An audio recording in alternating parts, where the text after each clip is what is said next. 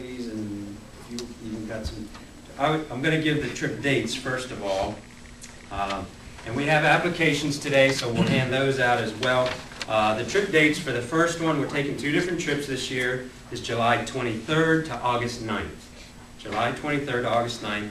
And the cost, which is, there's a ground cost that's delineated in the applications. You can see that we estimate around, I think it's 310 or about that. And I'm including that in these figures, but for this trip in the summer, it's $2,300. The airfare is $1,986. They just thumped us with a real big fuel surcharge. And then we're estimating about $300 for on-the-ground spending.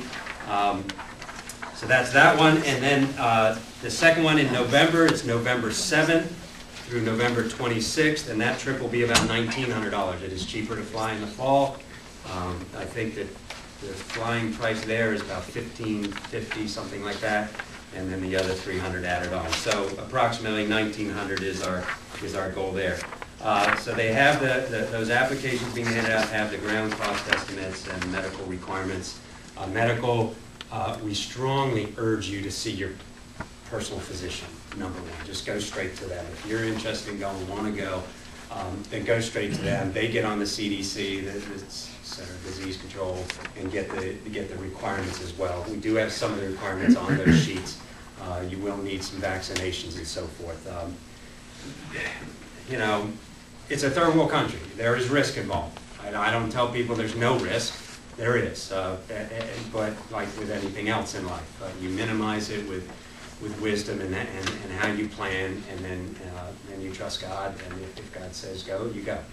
Teresa will be going for 6 months. Matthew's going for 6 months. So, you know, these guys are stepping out beyond that. Beth had just gotten back. She had to leave, but she was over for a couple of weeks as well. So, you know, with basic care and procedures, which we'll go over in much more detail at a further meeting. Once we narrow down who are actually going, then we have another packet that we will hand out with different waiver information, medical information, you know, what to bring, what to pack, that kind of thing, what to expect. Let's see. But definitely get to your personal doctors. And actually, those of you who are going in the summer need to get hopping pretty quickly. Sorry, but that's just the best we could do. We were trying to get better rates, and it took about 4 weeks of, you know, hearing back and forth from different agencies and so forth, looking for them. And so we've got to keep on moving. The initial deadline for a deposit, which I can make out of our funds, we have funds from our trip last year, and I'm willing to make.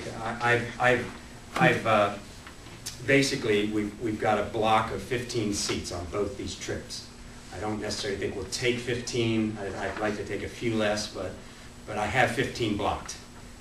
By the 16th of April for this first trip, we need to you know, have a commitment of some sort and a $150 deposit.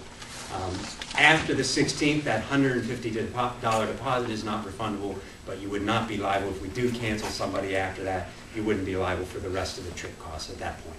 It's in June, and I wrote it down, but it's in June as far as our final commitment, getting the names in, the passport numbers which they need for their documentation. Security is, of course, a big thing on airlines. I work for an airline, so they want to know these things, you know, plenty ahead of time. So that's June 9th is the final payment and final name date. Let's see. Other things? You need a passport? Yeah. So make sure that you do need a passport. is updated, or if you need to get anyone, you need to start on that soon. Let me jump in real quick, because it has to be valid for at least 6 months after the trip would end.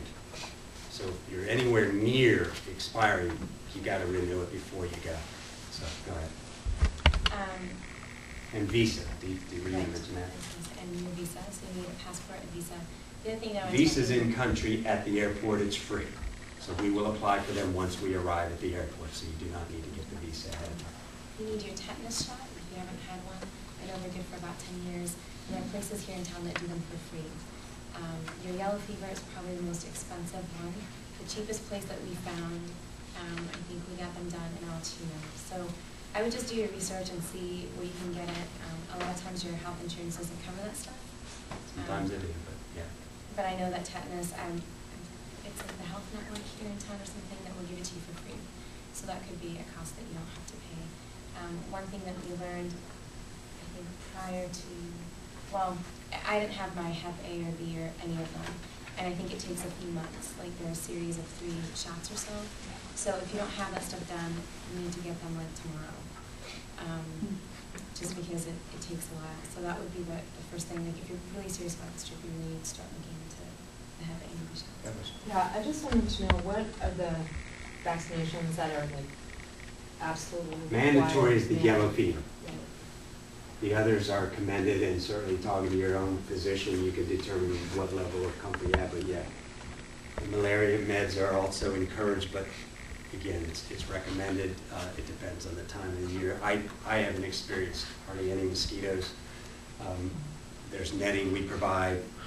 I'm not sure if we all have that at the home, do we? Will we? But I know at the places I've stayed. If they don't have it at the home, you can buy it for I the know. team, or people Right. can buy it.